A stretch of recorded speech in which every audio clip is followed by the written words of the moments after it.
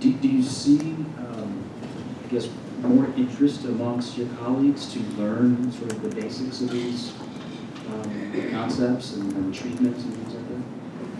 My primary colleague base is alternative medicine doctors.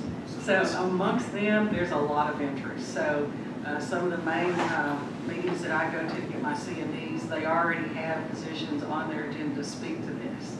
So one of the biggest alternative medicine organizations in the world, the AARM, American Academy of International Medicine, they had the physician who is a neurosurgeon for one of the major NFL teams who spoke. And there was standing room only, major news media there, and it was about using cannabis for head injuries. So yes, and that was over a year ago.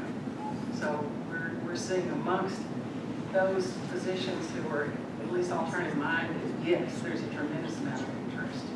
And as for the others, I think once again, as this rolls out and there's more definition of what products are who, I think that's going to help. And I think one thing that we're seeing, Kyle can speak to this, which is exciting, is more than doctors coming out, there's a lot of nurses in Arkansas that have come out and said, hey, we want to be part of this industry. We want to work in dispensaries. And Kyle's wife is a nurse, and she's actually going to be giving some talks at what university? University of Arkansas Medical Sciences. UAMS. So UAMS is going to be doing an endocannabinoid class that's hosted by a nurse. But then the pharmacists are getting involved because they have to get involved. But what have you seen from the pharmacist side of things?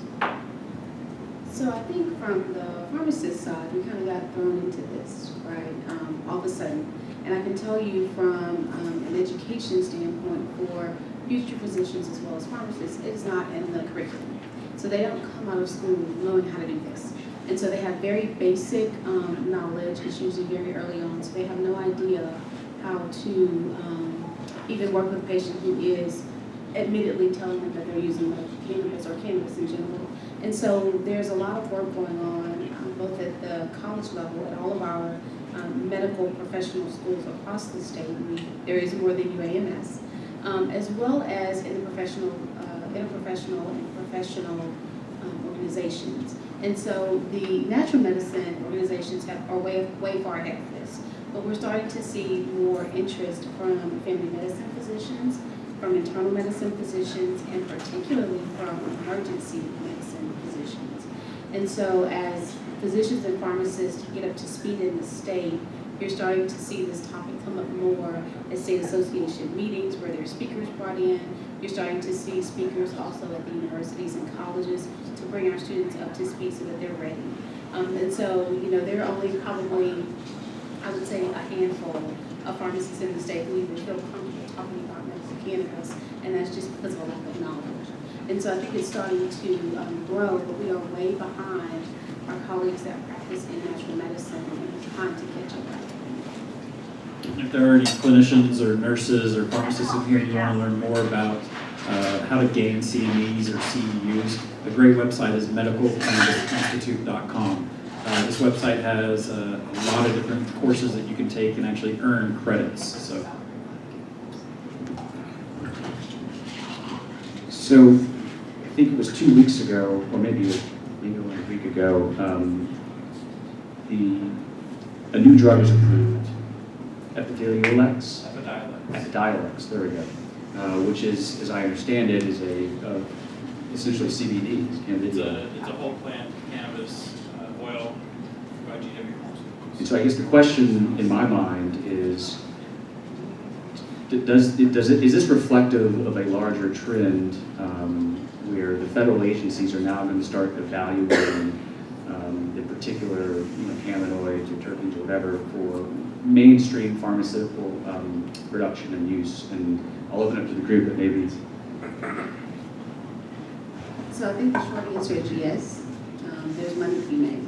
And so you're going to start seeing companies, pharmaceutical companies, getting into this business. Our thought is that as we have more patients that are eligible and are using cannabis appropriately, they'll decrease their need for opioids. And that's going to be a big dent in the pockets of pharmaceutical companies. And they see it coming. And so I think we're starting to see them get more into it.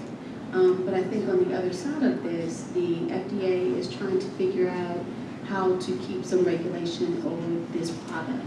The problem is that you always get the same product each time. And that's where I think the try and fail has come with cannabis and your traditional pharmaceutically developed agents. I also think we'll start to see some recombinant agents that are made and are natural. And so that's going to be another way that we'll start to see that there are synthetic products that are not actually from the natural plant that we'll have to look at and see, how that affects this business as well. So there's a synthetic pharmaceutical that's been on the market for years, since the 90s. It's called Marinol. It's been legal here in Arkansas for many, many years. They even prescribe Marinol to children. Marinol is a synthetic THC mixed with some MCT oil.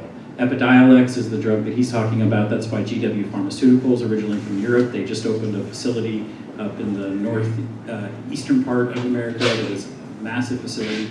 They just got approval for Epidiolex. It is a whole plant cannabis oil, but it's only made from one cultivar, or strains. Everyone knows strains. Strains are really bacteria. It's called a cultivar. And so it's made from one cultivar. And what we've seen from dispensaries and from patients being able to access a multitude of different cultivars is that's where the real healing comes in. I set out to find out how and why cannabis was working for so many different people in so many different conditions, and it was because they had this wide range of administration methods and wide range of medicines that they can select to try to get well and not get high. And so I don't think they're going to have a lot of success with Epidiolex like they hope, but it's definitely the way that I think the feds want to legalize marijuana. So they're doing it, and I guess the question is it a good thing? I mean, does anyone have an opinion on whether, increased regulation, or rather more acceptance, which then allows additional agencies to come in and sort of oversee the production and the quality standards? I mean, this really touches on a bunch of different issues. I mean, moving it from Schedule 1 to Schedule 2 or Schedule 4.